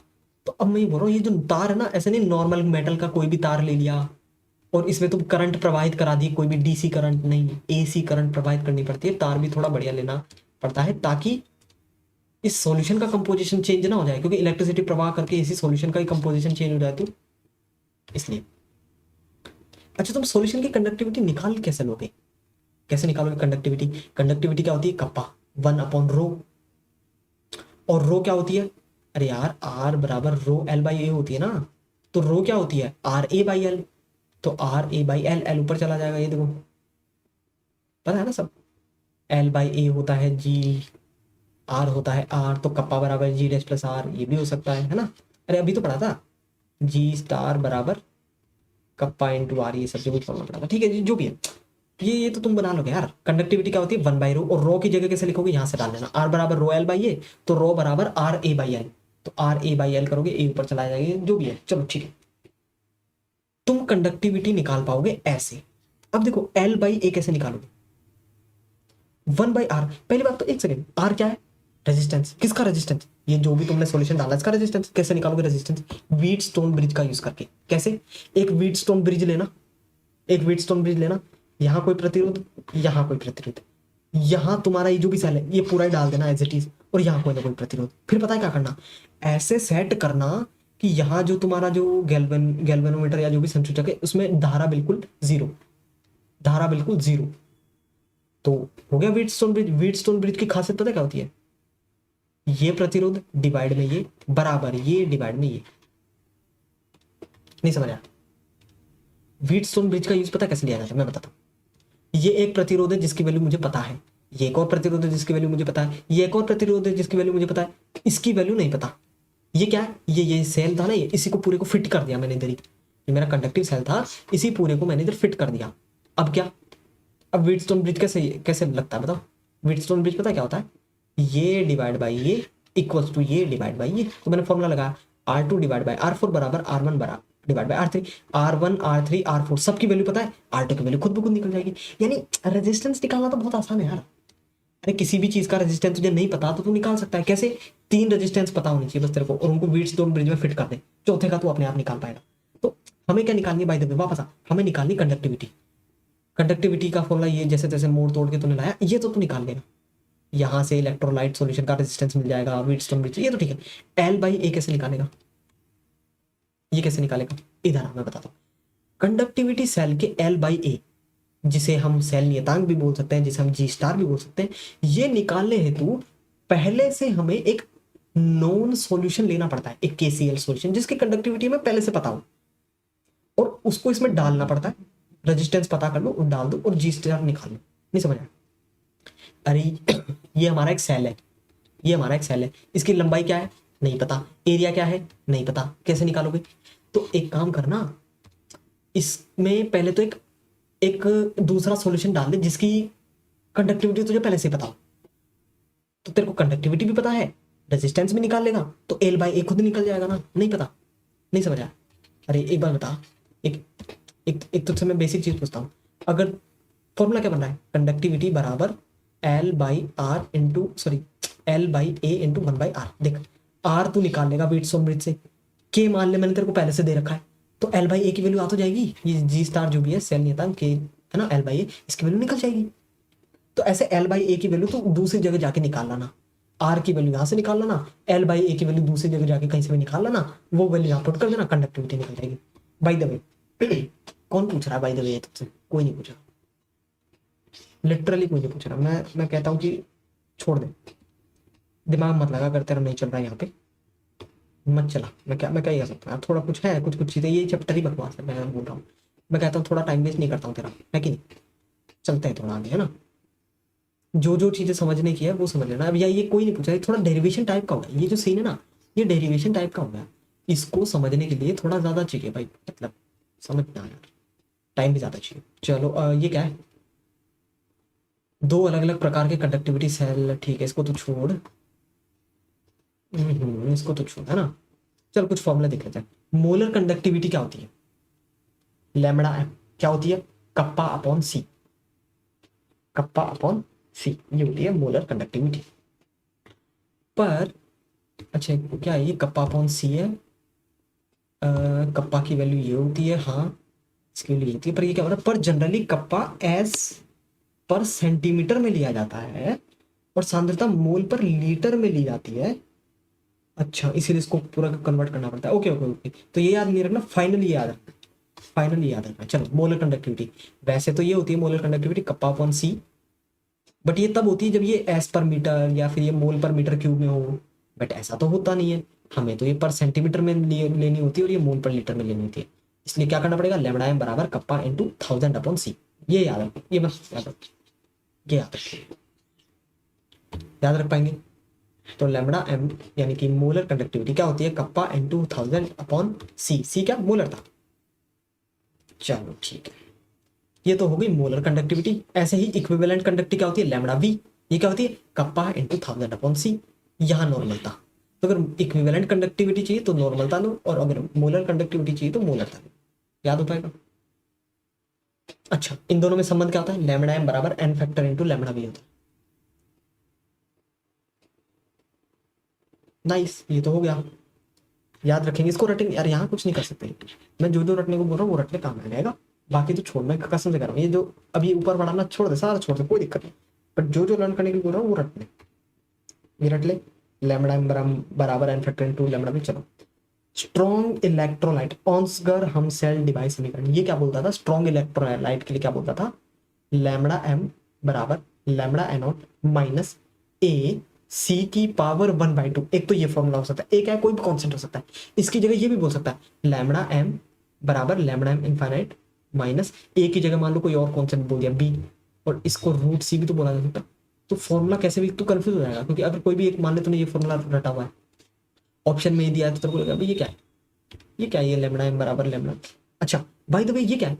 लैम्डा एम जीरो और लैम्डा एम इनफाइनाइट, इसका मतलब क्या है? देखो, लैम्डा एम जीरो का मतलब पता है क्या? जीरो कंसंट्रेशन पर मोलर कंडक्टिविटी, और लैम्डा एम इनफाइनाइट मतलब इनफाइनाइट डायल्यूशन पर मोलर कंडक्टिविटी। कुछ समझ में आया? कुछ समझ में आया? मैं बता दूं, देखिए एक सॉल्यूशन, सॉल्यूशन में जीरो कंसंट्रेशन है, जीरो कंसंट्रेशन का मतलब ही है कि इनफाइनाइट डायल्यूशन है। नहीं समझ आया? अरे, डाइल्यूशन बराबर 1/, कंसंट्रेशन होता है, ये तो तुझे पता है। तो अगर कंसंट्रेशन है जीरो तो डाइल्यूशन होगी इनफाइनाइट। तो तू लैम्डा एम जीरो भी बोल सकता है, लैम्डा एम इनफाइनाइट भी, सेम ही बात है, दोनों बिल्कुल सेम है। तो लैम्डा एम जीरो जब भी लिखा हो इसका मतलब जीरो कंसंट्रेशन पर मोलर कंडक्टिविटी, और लैम्डा एम इनफाइनाइट मतलब इनफाइनाइट डाइल्यूशन पर मोलर कंडक्टिविटी। बट बात पता है क्या है? जीरो कंसंट्रेशन हो या फिर इनफाइनाइट डाइल्यूशन हो, बात एक ही है। एनीवे, क्या फॉर्मूला रटेगा? ये वाला रट ले मेरे ख्याल से। तो लैम्डा एम बराबर लैम्डा एम नॉट या लैम्डा एम इनफाइनाइट जो भी बोल दो माइनस बी रूट सी। चलो ठीक है, ये स्ट्रॉन्ग इलेक्ट्रोलाइट के लिए होता है। वीक इलेक्ट्रोलाइट्स के लिए क्या होता है? लैम्डा एम बराबर alpha into lambda naught. Confuse हो जाएगा, मैं बोल रहा हूँ, पता है कहाँ कंफ्यूज होता? तू ये याद रख लेगा, ये याद रख लेगा तू। गलत। लैम्डा एम नॉट बराबर लैम्डा एम इंटू नहीं, लैम्डा एम बराबर alpha into lambda naught. Alpha कैसे निकाले? अरे, अम्ल का आयनन स्थिरांक, वीक अम्ल का, के ए बराबर, कोई भी इलेक्ट्रोलाइट होता है, के ए बराबर C alpha square upon 1 minus alpha. देखना, तो lambda A sorry lambda M बराबर alpha into lambda M naught. चलो, ये एक चीज रखनी है। कोलराउस का नियम पता है क्या कहता है? कोलराउस का नियम ये कहता है कि तुम्हें बैलेंस करना पड़ेगा मोलर जो, क्या है इसको, मोलर कंडक्टिविटी जो है ना, इसको बैलेंस करना पड़ेगा। कैसे? जैसे मान लो ए बी है, तो लैम्डा इनफाइनाइट ए बी, इसको पता है कैसे बैलेंस करोगे? Lambda infinite A plus lambda infinite B plus. But अगर ए टू बी थ्री है, अब तुम्हें ए टू बी थ्री को पता है कैसे बैलेंस करना पड़ेगा? तुम्हें पता है ए टू बी थ्री का मतलब पता है क्या? दो तो है ए थ्री प्लस, तीन है बी टू माइनस। कैसे पता? अरे, ये तीन है ना, तो इस पर तीन प्लस डाल दो, और ये दो है तो इस पर दो माइनस डाल दो। चार्ज बैलेंस करने के लिए ऐसा करते हैं, इसका चार्ज उसको दे दो, इसका चार्ज उसको दे दो, तो ए पर चढ़ जाएगा 3 प्लस, बी पर चढ़ जाएगा 2 माइनस। ए कितने हैं? 2, तो 2a3 प्लस, बी कितने हैं? 3, तो 3b2 माइनस। ये बताओ, तो इसको बैलेंस करेंगे। Lambda A two B three क्या होगा? 2 into lambda of A, 3 into lambda of B. क्यों? क्योंकि 2 थे ना ए, तो इसलिए 2 से मल्टीप्लाई, 3 थे बी इसलिए 3 से मल्टीप्लाई। कुल मिला के बैलेंस करना पड़ेगा आयंस को। लैम्डा एम को बैलेंस करना पड़ता है, जितने आयन है उससे मल्टीप्लाई करके बैलेंस करना पड़ता है। क्या याद रह पाएगा? लैम्डा एम को बैलेंस करना पड़ता है जितने मोल आए ना उस हिसाब से। बट क्या इक्विवेलेंट कंडक्टिविटी यानी लैम्डा वी को बैलेंस करना पड़ेगा? नहीं। अगर मान ले, अच्छा, मोलर कंडक्टिविटी को तो लैम्डा एम से दर्शा दिया जाता है, इक्विवेलेंट कंडक्टिविटी को लैम्डा वी से भी दर्शा दिया जाता है और ई से भी दर्शा दिया जाता है। ये है इक्विवेलेंट कंडक्टिविटी। देखो, इसको बैलेंस नहीं करना पड़ा, यहाँ 2 ए थे तो इससे 2 से मल्टीप्लाई करो, 3 है तो 3 से, ऐसे नहीं करना पड़ा, नहीं, बैलेंस नहीं करना पड़ा। Got it?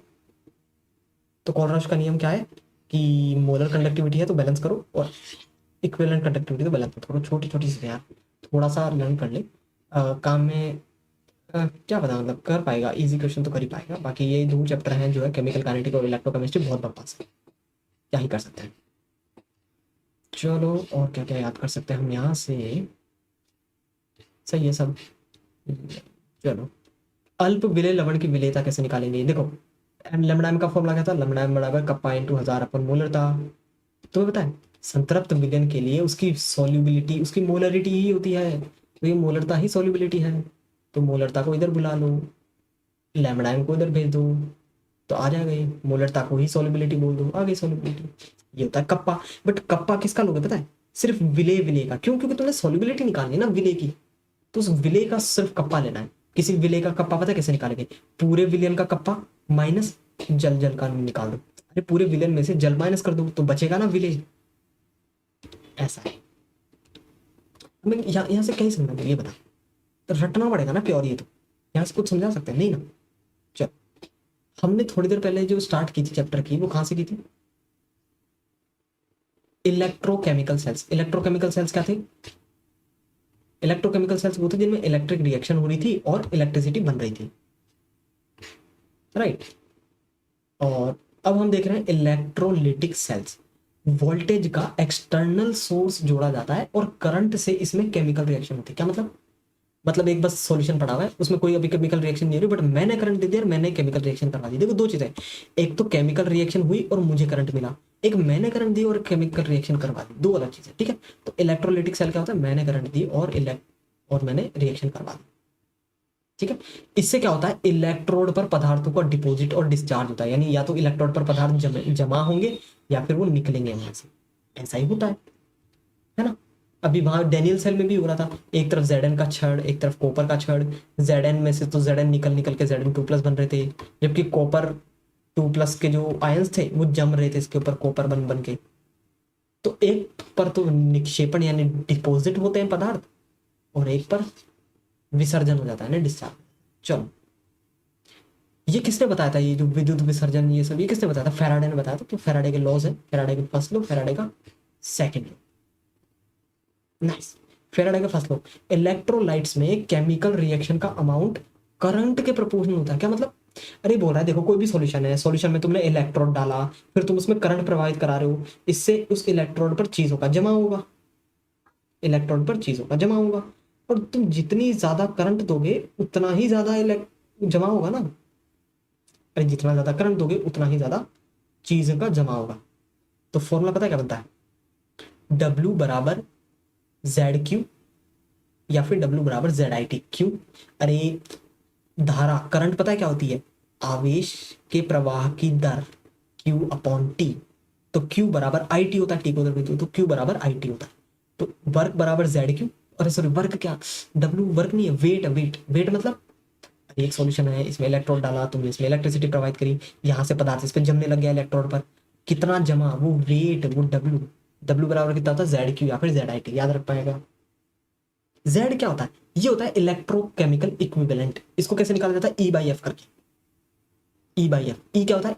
इक्विवेलेंट मास, जो भी चीज जम रही है, पदार्थ जमा हो रहा है, उसका इक्विवेलेंट मास। इक्विवेलेंट मास कैसे निकालते हैं? Molar mass upon n factor करते हैं तो इक्विवेलेंट मास निकल जाता है। F क्या होता है? फैराडे, भाई जितने इलेक्ट्रॉन का आदान प्रदान हो रहा है वही फैराडे। तो यही है, Z बराबर E/F, Z बराबर E/F, Z बराबर E/F। चलो, W बराबर ZQ, W बराबर ZIT, ठीक है। ये फैराडे का फर्स्ट लॉ हो गया। चलो फैराडे का सेकंड लॉ, निक्षेपित यानी डिपॉजिट पदार्थ की मात्रा इक्विवेलेंट मास के प्रोपोर्शनल। अरे हाँ हो गया ना, W बराबर ZIT है, अरे W बराबर ZIT है या फिर W बराबर ZQ है। Z की वैल्यू है E/F, वो तो गया। अरे W बराबर मान लो ZQ है और Z की वैल्यू है E/F, तो W बराबर E/F। क्यों? तो मैं ऐसे भी तो बोल सकता हूँ W प्रोपोर्शनल E। ये देखो W proportional E, W proportional Z, कैसे बोल सकता हूँ? तो एक फॉर्मूला बनता है, देखो W प्रोपोर्शनल E भी है, W प्रोपोर्शनल Z भी है, तो फॉर्मूला पता क्या बनता है? W1/W2 बराबर E1/E2 बराबर Z1/Z2। बन सकता है, क्यों नहीं बन सकता? बिल्कुल बन सकता है। नाइस, ये फैराडे का सेकंड लॉ। गलित NaCl का इलेक्ट्रोलाइसिस करवा रहे हैं। गलित NaCl मतलब पिघला हुआ। एक तो होता है एक्वस NaCl, एक तो होता है एक्वस NaCl, एक होता है गलित NaCl। तो गलित NaCl यानी पिघला हुआ NaCl है और उसका इलेक्ट्रोलाइसिस करा रहे हैं। कैसे होता है पता है? Na+ तो इलेक्ट्रॉन लेके Na बन जाता है कैथोड पर। अब चेन हो रहा है, देख अब चेन हो गया। ये क्या होता है? कैथोड पर। मतलब ये होता है कैथोड का जो इलेक्ट्रोड है ना, वहां जैसे Na+ सॉल्यूशन में भरे हुए हैं बहुत सारे, वो जाएंगे और जमा हो जाएंगे इसके ऊपर, सॉलिड बन जाएंगे। तो Na का इलेक्ट्रोड पर निक्षेपण हो जाता है, नहीं जम जाता है वो Na। कैथोड पे हो रहा है ये सब। एनोड पे पता है क्या होता है? एनोड पर Cl- का ऑक्सीडेशन होता है। देखो Cl- था, इसका क्लोरीन बन गया, इलेक्ट्रॉन त्याग। क्लोरीन गैस रिलीज होती है। एनोड पे हो रहा है ऑक्सीडेशन, कैथोड पे हो रहा है रिडक्शन। नाइस। ये क्या होता है गलित NaCl लेने पर। बट एक्वस NaCl लेंगे तो पता क्या होता है, तो Na प्लस का कैथोड पर रिडक्शन नहीं होगा, ये जैसा हो रहा है ना Na प्लस का नहीं होगा, तो फिर किसका होता है H प्लस का हो जाएगा उससे ज्यादा। क्यों? H प्लस का रिडक्शन Na से भी ज्यादा होता है। H प्लस का रिडक्शन Na से भी, अरे वो याद कर, लेके बारात शिकाना मुझे स्याला वगैरह वगैरह, Na से भी नीचे होता है हाइड्रोजन, Na से भी नीचे होता है हाइड्रोजन, यानी हाइड्रोजन के SRP ज्यादा, तो हाइड्रोजन चाहेगा ना भाई। मैं नहीं समझ आया इधर। अगर मैं गलित NaCl लेता हूँ तो सिर्फ मेरे पास NaCl है, वाटर नहीं है ना। अरे मैं सिर्फ गला हुआ NaCl ले रहा हूँ तो मेरे पास सिर्फ Na प्लस है, Cl माइनस है। अब देखो Na प्लस का रिडक्शन ही होगा, कहाँ ही होगा, कैथोड पर। Cl माइनस का क्या ही हो सकता है, ऑक्सीडेशन ही हो सकता है, कहाँ होगा, एनोड पे। हो गया, सबसे सिंपल। बट अगर मैं NaCl एक्वस लेता हूँ, एक्वस का मतलब जल भी है, तो जल में तो भाई H प्लस आयंस भी होते हैं। अब देखो दो चीजों में कंपटीशन है, Na प्लस और H प्लस, बताओ किसका रिडक्शन होगा। इसका रिडक्शन होगा क्योंकि इसके SRP ज्यादा है। तो अब Na प्लस का रिडक्शन नहीं होगा, अब Na प्लस जमा नहीं होगा, किसका होगा, H प्लस का रिडक्शन होगा और हाइड्रोजन बनेगी। और एनोड पे तो वही होगा जो Cl माइनस का ऑक्सीडेशन है, वही होगा। ये देखो ऐसी रिएक्शन होती है, NaCl एक्वस होता है ना, ये देखो Na प्लस का Na प्लस ही रह गया बेचारा, नहीं माना इसका। जबकि देखो हाइड्रोजन हाइड्रोजन गैस निकली, कैसे निकली, H प्लस था ना, उसका अपचयन हो गया कैथोड पर। OH माइनस भी ऐसे कैसे रह गया, नहीं समझा। देखो यहाँ से मुझे मिला होगा Na प्लस Cl माइनस, यहाँ से मिला होगा H प्लस OH माइनस। अब एक बात बता, Na प्लस की SRP ज्यादा की H प्लस की, तो H प्लस की SRP ज्यादा, तो इसलिए इसका हो गया अपचयन, अपचयन होकर बन गया हाइड्रोजन गैस। अब Cl माइनस की SOP ज्यादा की OH माइनस की, तो Cl माइनस की SOP ज्यादा थी, इसको ऑक्सीकृत होने की चुल ज्यादा थी, तो ये ऑक्सीकृत हो गया, ये अपचयित का अपचयित रह गया, OH minus as it is रह गया, Na plus as it is रह गया, बस यही है बात। तो अगर गलित लेते हो NaCl तब तो ये सीन होता है, Na प्लस का Na बन जाता है, Na जम जाता है। बट अगर NaCl एक्वस लेते हो तब नहीं होता है। नाइस, ये भी एक छोटी सी बात होगी, तुम क्या पता रख पाओगे, रख पाओ, नहीं तो जैसी जिसकी सोच ही हो गया थोड़ा। आई नो कॉम्प्लिकेटेड है, क्या ही कर सकते हैं यार। अब हम देख लेते हैं बैटरीज। नाइस, दो टाइप की बैटरीज होती है, primary batteries and secondary batteries. One time usable होती है ये प्राइमरी बैटरियाँ, जैसे कि रिमोट के सेल, एक बार यूज हो गए वापस रिचार्ज करके थोड़े नहीं यूज कर सकते हो, तो ये वन टाइम यूजेबल होती है, मतलब इनमें एक तरह से इलेक्ट्रिसिटी भर देते हैं और फिर तुम इन्हें यूज करते रहो, तो वन टाइम यूजेबल होती है। जैसे कि ड्राई सेल, जैसे लेक्लांचे शेल भी होते हैं, ये देखो ये वही तो शेल है, ये सॉरी ये वही तो सेल है जो हम रिमोट वगैरह में यूज लेते हैं। ये देखो अंदर तुम्हें, अगर तुमने कभी खोल के देखा हो, बाहर तो एक खोल होता है उसका, अंदर एक इलेक्ट्रोड रहता है, तो अंदर एक कार्बन की छड़ होती है, ये तो होती है कैथोड का काम करती है, अंदर एक कार्बन की छड़ होती है, ठीक है। बाहर एक जिंक का कप होता है, ये पूरा एक जिंक का कप होता है, ये एनोड की तरह कार्य करता है। अंदर क्या है, कार्बन की छड़ जो कैथोड है, बाहर एक जिंक का कप है जो एनोड की तरह कार्य करता है। बीच में क्या भरा हुआ है, बीच में MnO2 प्लस कार्बन का जल प्लस NH4Cl का पेस्ट, ये इलेक्ट्रोलाइट्स बीच में भरे हुए रहते हैं ताकि इलेक्ट्रिसिटी फ्लो करवा पाए कैथोड और एनोड के बीच में। और बस ये तो जो भी है ऐसा ही है। तो MnO2 कार्बन का जल NH4Cl ये पेस्ट होता है। और इसको बोलते हैं ड्राई सेल, शुष्क सेल, लकलांशा सेल। 1.5 वोल्ट होता है इसका, छोटा साइज होता है, इसीलिए चलो एनोड पर क्या होता है। अच्छा एनोड बोला तो सही जिंक का है, तो एनोड पर पता क्या होता है, ऑब्वियसली ऑक्सीडेशन यार। एनोड पर क्या ही होगा, ऑब्वियसली ऑक्सीडेशन, तो Zn का Zn2 प्लस बन गया, ऑक्सीडेशन यही होता है। कैसे बना Zn से Zn2 प्लस, ऑब्वियसली 2 इलेक्ट्रॉन निकाल दिया होगा। चलो ठीक है, कैथोड पे क्या हो रहा होगा, कोर्स रिडक्शन। कैथोड पर क्या हो रहा है रिडक्शन में, देखते हैं।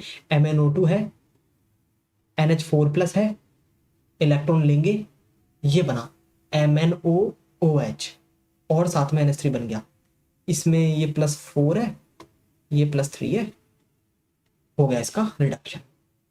Zn2 प्लस और NH3 मिलकर, अच्छा ये जो NH3 बना और अभी जो Zn है वो मिलकर Zn NH3 2 प्लस बना लेंगे, ऐसा होता है। तो ड्राई सेल किस किस में यूज होता है, ट्रांजिस्टर्स, वॉल क्लॉक दीवार घड़ी में यूज होता है, टॉर्च में यूज होता है, रिमोट, रेडियो एक्सेट्रा में यूज होता है। तो जहां जहां तुम्हें पता है ये यूज तो कहाँ होता है कहाँ नहीं। नाइस, एनोड की रिएक्शन सबको याद रह जाएगी, कि कैथोड की रिएक्शन तुम भूल जाओगे, इसलिए रटो। पता है यहां से मार्क्स बनाना आसान है कंपेयर टू ऊपर जो कॉन्सेप्ट गए। ऊपर जो कॉन्सेप्ट गए ना वहां भी कुछ कुछ फॉर्मूला वालों से, ये जो लास्ट में फेराडे के फॉर्मूला हुए, ऊपर जो नैनस्ट इक्वेशन थे, वहां से पता है बनाना आसान है। अगर थोड़ा मॉडरेट या इजी क्वेश्चन आ गया ना, बनाना आसान है। तो अपन उतना जाओ मत ना डीप डाउन, पूरा कॉन्सेप्ट ही समझो तुम, नहीं ना। अगर बन रहा है क्वेश्चन ठीक है ना, अभी छोड़। यहाँ से क्वेश्चन बना लेना आसान है, यहाँ कोई फॉर्मूला नहीं लग रहा, यहाँ कोई कैलकुलेशन नहीं करनी तेरे को भाई, मेन बात। प्योर बस लर्न करना है, यहाँ पे लर्न करना है बस, ये है जो है ऐसा ही है।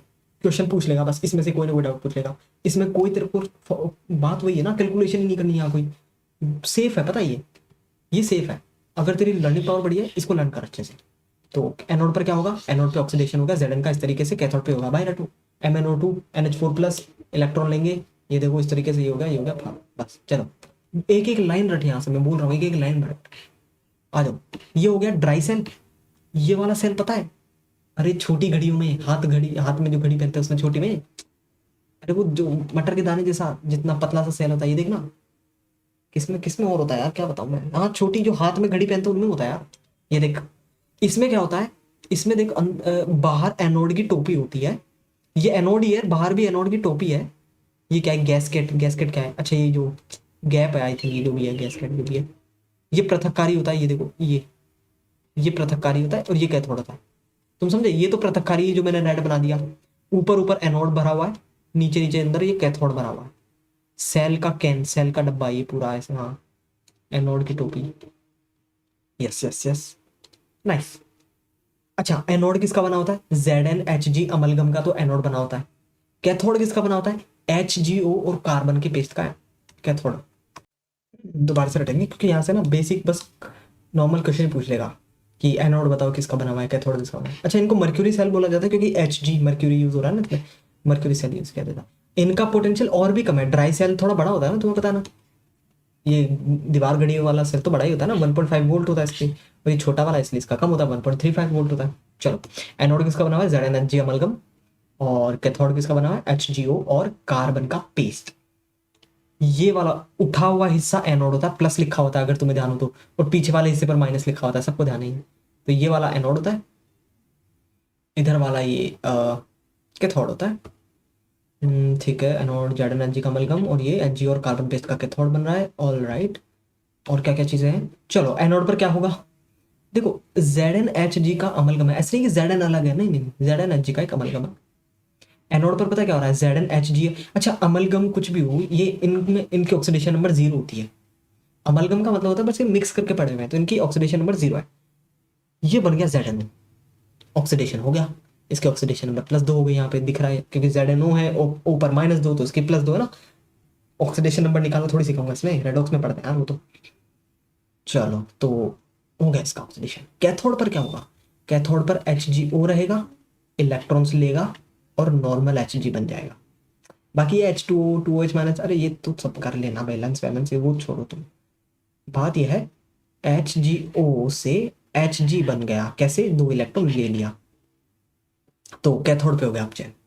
जबकि एनोड पर हो गया ऑक्सीडेशन, ZnHg से ZnO बन गया, तो 2 इलेक्ट्रॉन निकले, तो यहाँ से 2 इलेक्ट्रॉन निकले और यहाँ 2 इलेक्ट्रॉन ग्रहण हो गए, इस तरीके से रिएक्शन हो गई। तो ये 2 रिएक्शन हो गई। ओवरऑल टोटल रिएक्शन पूछे तो टोटल रिएक्शन पूछे तो यहाँ डंडा लगाओ, सबको जोड़ दो। 2 इलेक्ट्रॉन से 2 इलेक्ट्रॉन कटा, जल से जल कटा, 2OH से 2OH कटा, बाकी सबको जोड़ दो। तो ZnHg ये रहा, HgO ये रहा, ZnO बना ये रहा, Hg बना ये रहा, ये लो, ये ओवरऑल रिएक्शन हो गई। तो ओवरऑल रिएक्शन देखा जाए तो बहुत सिंपल है इसकी। ओवरऑल रिएक्शन देख कितनी सिंपल, देख ZnHg था और HgO था, इससे पता क्या बना, ZnO बन गया और Hg बन गया।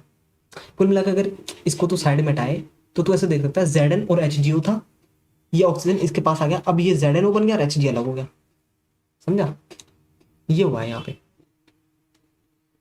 नाइस। तो Zn का तो ZnO बन जाता है, ऑक्सीडेशन होता है, और HgO का अपचयन होकर Hg बन जाता है। ठीक है, बस ये था यहाँ पे। ये कहाँ पे यूज होता है, ये मर्क्यूरी सेल्स, हियरिंग एड्स जो कान की मशीन होती है उनमें, वॉच है ना हाथ की घड़ी में, टॉयज में होता है, स्मॉल रिमोट्स उनमें भी होता है, छोटे रिमोट में। चलो ये थी प्राइमरी बैटरी जो एक बार ही यूज हो सकती है। अब होती है सेकेंडरी बैटरी जो रिचार्जेबल होती है। इनमें सबसे पहले है लेड एसिड की बैटरी, लेड स्टोरेज बैटरी, हाँ लेड स्टोरेज बैटरी बोला जाता है। अब देखो इसमें क्या क्या है, बहुत अजीब है, देखो पूरी बैटरी है यार, ये तो प्रॉपर बैटरी है इसमें तो। एनोड है ये किसका, पीबी का बना हुआ है। पीबी कौन है, लेड। एनोड। कैथोड बना हुआ है PbO2 का। एनोड माइनस है, कैथोड प्लस है। एक सेकंड यार, मैंने वहां क्या बोला, हाँ ना, एक सेकंड, यहाँ मैंने गलत बोला ना, इसको प्लस माइनस कर दिया था। ठीक है ठीक है, एक सेकंड। हाँ, ये एनोड पीबी माइनस, कैथोड पर दे रखा है प्लस, क्योंकि एनोड से कैथोड, ओके हाँ हाँ यार, एनोड पे माइनस दे रखा है, कैथोड पे प्लस दे रखा है, क्योंकि एनोड पे तो ऑक्सीडेशन होता है ना, इलेक्ट्रॉन रिलीज होता है, इसलिए माइनस। कैथोड पे तो इलेक्ट्रॉन का ग्रहण हो जाता है, प्लस बनते हैं। बात तो सही है। खैर, ये एनोड है, ये कैथोड है। एनोड बना हुआ है पीबी का, कैथोड है PbO2 का, रटना है। एनोड है, यही बस ये छोटे छोटे क्वेश्चन पूछ लेता है। एनोड है पीबी का, कैथोड है PbO2 का। और क्या क्या है, ऋणात्मक प्लेट्स, स्पंजी लेड युक्त लेड की ग्रिड्स लगी हुई है। ये ग्रिड्स है, ये लेड की ग्रिड्स बनी हुई है। ये क्या है, धनात्मक प्लेट्स, PbO2 से युक्त ग्रिड्स। अच्छा, ये तो ऋणात्मक प्लेट्स हैं जो कि लेड की हैं, ये धनात्मक है। अच्छा अच्छा अच्छा, जो पर्पल कलर है वो धन, ऋणात्मक है, ये देखो ना। अरे ये जो भी पर्पल कलर है ये माइनस है, जो भी पर्पल कलर है ये माइनस, ये देखो माइनस। एनोड, ये देखो पर्पल कलर, ये देखो पर्पल पर्पल। तो ये जो है ग्रिड्स है किसकी, ये ग्रिड्स किसकी है, ये अपना माइनस की, नेगेटिव है। जबकि जो पिंक पिंक वाला है ये तो प्लस है। तो पिंक वालियों को देखो धनात्मक प्लेट बोला है, PbO2 वाली, सही है सही है। तो PbO2 वाली धनात्मक ग्रिड्स है, और ये पर्पल वाली ये ऋणात्मक ग्रिड है। हाँ ठीक है चलो। अच्छा, यहाँ क्या बना हुआ है, यहाँ 38% सल्फ्यूरिक अम्ल पड़ा हुआ है, 38%। क्या दोबारा से रिपीट करना है, समझ जाओगे। डायग्राम देख के समझ में आया कि नहीं, ये बता दो बस। मुझे तो आया। जो पर्पल पर्पल दिख रहा है वो है एनोड और वो है नेगेटिव पीबी। जो कैथोड है वो पॉजिटिव है एरिया, और ये PbO2 का बना हुआ है। तो जो पिंक पिंक दिख रहे हैं, ये जो पिंक हैं, ये सारे ऑब्वियसली कैथोड यानी PbO2 के ग्रिड्स हैं। और जो पर्पल है ये नेगेटिव प्लेट लेड के ग्रिड, लेड मतलब पीबी। और हाँ, और यहाँ पे सल्फ्यूरिक एसिड का विलेन भरा हुआ है 38% का। इसीलिए याद है तो बोला तुमने अगर कहीं पढ़ा तो, सल्फ्यूरिक एसिड कार की बैटरीज में यूज होता है, ऐसा बोला जाता है। Nice. जितनी ज्यादा चार्जिंग एंड डिस्चार्जिंग साइकिल ये दे पाएगा वो उतना ही अच्छा सेल होगा, क्योंकि ऐसा तो है नहीं ये भी इनफाइनाइट तक काम करते हैं कि चार्ज कर जाओ फिर काम ले लो, चार्ज कर जाओ फिर नहीं। इनकी भी एक लिमिटेड साइकिल होती है कि इतनी साइकिल ही ये दे पाएगा। तो जो जितनी ज्यादा साइकिल तक चल पाएगा वो उतना ज्यादा बढ़िया। कहाँ कहाँ यूज होता है, ऑटोमोबाइल इंडस्ट्री मतलब कार्स वगैरह, इन्वर्टर्स में यूज होता है। अब इसकी एनोड और कैथोड की रिएक्शन ये और हम थोड़ी सी देख लेते हैं। देखो एनोड पर क्या ही हो रहा है। अच्छा, एनोड किसका बना हुआ था पहले तो देख लो भाई, पीबी का बना हुआ था, जबकि कैथोड PbO2 का बना हुआ था। तो देखो एनोड पर क्या हो रहा है, पीबी और सल्फ्यूरिक एसिड तो है ही, तो SO4 2 माइनस आएगा। तो पीबी के पास SO4 2 माइनस आ रहा है और वो इससे आगे जुड़ जा रहा है, बन जा रहा है PbSO4। तो अब देखो पीबी की ऑक्सीडेशन नंबर +2 हो जाएगी ना, अरे क्योंकि SO4 पे 2 माइनस होती है तो पीबी पर +2 हो गई। पहले पीबी की यहाँ 0 थी, अब +2 हो गई, हो गया ना ऑक्सीडेशन एनोड पर। कैथोड पर क्या होगा, ये PbO2 था, यहाँ पे भी SO4 2 माइनस आएगा, साथ में H+ भी आएगा। इलेक्ट्रॉन, 2 इलेक्ट्रॉन भी आएंगे ना, क्योंकि 2 इलेक्ट्रॉन यहाँ निकले, वो 2 इलेक्ट्रॉन भी आएंगे। और अब इसका PbSO4 बन जाएगा। तो पहले ये PbO2 था, यहाँ इसकी ऑक्सीडेशन नंबर +4 थी, अब ये बन गया PbSO4, यहाँ इसकी ऑक्सीडेशन नंबर +2 है। तो इसका तो रिडक्शन हुआ ना। देखा जाए एनोड हो चाहे कैथोड, दोनों जगह बनेगा PbSO4, बट एनोड में हो रहा है ऑक्सीडेशन, कैथोड में हो रहा है रिडक्शन, साथ में जल भी बन जाएगा। चलो इधर नाइस, इसमें भी कुछ ज्यादा खास याद रखने वाली बात नहीं है, ये तो हो जाएगा धीरे अगर तुम कोशिश करोगे। चलो ओवरऑल रिएक्शन कैसे करेंगे, यहाँ मारो लाइन और सबको जोड़ दो, सबको जोड़ दो। तो एक ये SO4 एक और SO4, 4 H हो गए, तो टोटल 2 H2SO4 बन गए। एक पीबी हो गया, एक PbO2 हो गया, ये देखो इधर PbSO4 इधर दो PbSO4 बन गए, 2 H2O बन गए, ये सब हो गया। चलो कोई नहीं, इसको तो कोई नहीं रखता, बट हाँ एनोड की मैं क्या कहता हूँ, एनोड की अलग रिएक्शन पूरी याद रख लो और कैथोड की अलग पूरी रिएक्शन याद रख लो, काम चल जाएगा। और ये ऊपर वाले इनकी भी देखना पड़ेगा भाई, इनको थोड़ा सा टाइम देके बस देख लेना, काम हो जाएगा। ठीक है, ZN से ZNO बन रहा था यहाँ पे, और ये ठीक है हो गया। बैटरी रिचार्ज करने पर रिएक्शन रिवर्स हो जाएगी। अच्छा हाँ, ये तो अभी बैटरी बैटरी यूज हो रही है, हाँ ना, ये तो बैटरी यूज हो रही है, इलेक्ट्रिसिटी प्रोड्यूस होगी। अगर तुम्हें रिचार्ज करवाना है तो बिल्कुल उल्टा हो जाएगा इसका। इस पूरी रिएक्शन का रिवर्स हो जाएगा। सही है। तो अभी तो क्या हो रहा है, ये तो बैटरी यूज हो रही है, बैटरी से इलेक्ट्रिसिटी हम यूज करवा रहे हैं, तो पीबी से पीबीएसओ4 बन रहा है, पीबीओ2 से पीबीएसओ4 बन रहा है, और जब तुम्हें रिचार्ज करवानी होगी तो उल्टा हो जाएगा, मतलब इस पीबीएसओ4 से उल्टा होके पीबीओ2 और पीबी वापस मिल जाएंगे तुम्हें, ऐसा था। क्या, ये भी हो गया। अब होते हैं फ्यूल सेल। फ्यूल सेल जो फ्यूल से चलते हैं, वह गैल्वेनिक सेल जिनमें hydrogen, methane, methanol etcetera fuel को कंबशन एनर्जी को डायरेक्ट इलेक्ट्रिकल एनर्जी में बदला जाता है, चीजों को जलाया जाता है। यहाँ पे कैसे, यहाँ से हाइड्रोजन घुस रही है, यहाँ से ऑक्सीजन घुस रही है, क्यों, हाइड्रोजन को जलाएंगे ना, इसलिए इसको H2O2 सेल बोलते हैं। इसको क्या, कौन सा सेल बोलेंगे, H2O2 सेल। फ्यूल सेल पढ़ रहे हैं, बट फ्यूल सेल में हम H2O2 सेल पढ़ रहे हैं। तो इधर से H2 घुसाया, इधर से ऑक्सीजन घुसाया, छिद्र वाला कार्बन इलेक्ट्रोड है, छिद्र वाला कार्बन इलेक्ट्रोड है। H2 और O2 दोनों मिलकर या कंबशन भी होगा, जल भी निकलेगा। इसी जल का अंतरिक्ष यात्री पीने में भी, ये देखो, इसे अपोलो स्पेस प्रोग्राम में यूज किया गया था, तब निकलने वाली H2O गैस को संघनित कर एस्ट्रोनॉट्स पीते भी थे। तो दो काम हो रहे हैं, एनर्जी भी मिल रही है और जो पानी निकल रहा है उसको पी भी ले रहे हैं। इसको एनोड बोल दे रहे हैं, इसको कैथोड बोल दे रहे हैं ना, जिधर से ऑक्सीजन आ रही है उसको कैथोड, जिधर से ये है उधर एनोड। जलीय विद्युत अपघट्य, अच्छा यहाँ पे जलीय विद्युत अपघट्य भरा हुआ है। छिद्र वाला कार्बन इलेक्ट्रोड तो ये रहे, इलेक्ट्रोड तो ये है, देखो छिद्र वाले कार्बन इलेक्ट्रोड तो ये रहा, ये एक इलेक्ट्रोड रहा, ये एक इलेक्ट्रोड रहा। इधर से H2 आ रहा है तो ये एनोड, इधर से आ रहा है तो cathode, cathode plus anode minus. बीच में क्या भरा हुआ है, बीच में भरा हुआ है जलीय विद्युत अपघट्य, जो कि है कंसंट्रेटेड NaOH। सही है। एनोड पर क्या होता है, ऑब्वियसली ऑक्सीडेशन होता है। देखो क्या हो रहा है एनोड पर, H2 और OH, OH माइनस कहाँ से आ रहा है, ये NaOH है ना शायद, इसलिए आ रहा है। तो ये H2 आया, OH माइनस आया, जल बन गया, इलेक्ट्रॉन निकल गई। ऑक्सीडेशन हुआ कि नहीं हुआ, अरे यहाँ इसके ऑक्सीडेशन नंबर 0 है, यहाँ इसके ऑक्सीडेशन नंबर +1 है हाइड्रोजन की, H2O में देखा जाए तो होगा इसका ऑक्सीडेशन। कैथोड में क्या होगा, ऑब्वियसली रिडक्शन। रिडक्शन कैसे होगा, ये O2 था, यहाँ भी इसके ऑक्सीडेशन नंबर 0 है। अब देखो इसका क्या बन गया, 4OH माइनस बन गया इसका। नाइस, सही है। आई थिंक ऐसा हो रहा है इस कैथोड में, देखो ये O2 है, 2H2O है, ये 4 इलेक्ट्रॉन है, OH माइनस बन रहा है, और जो OH माइनस बन रहा है वो यहाँ यूज हो पा रहा है, और यहाँ जो इलेक्ट्रॉन निकल रहा है वो यहाँ यूज हो जा रहे हैं। सही है। अगर तुम इस पूरी रिएक्शन को जोड़ दो तो देखो ओवरऑल रिएक्शन देख कितनी सिंपल बनी, देख 2H2 प्लस O2 और 2H2, ये देखो ओवरऑल रिएक्शन तो सिंपल ही है यार।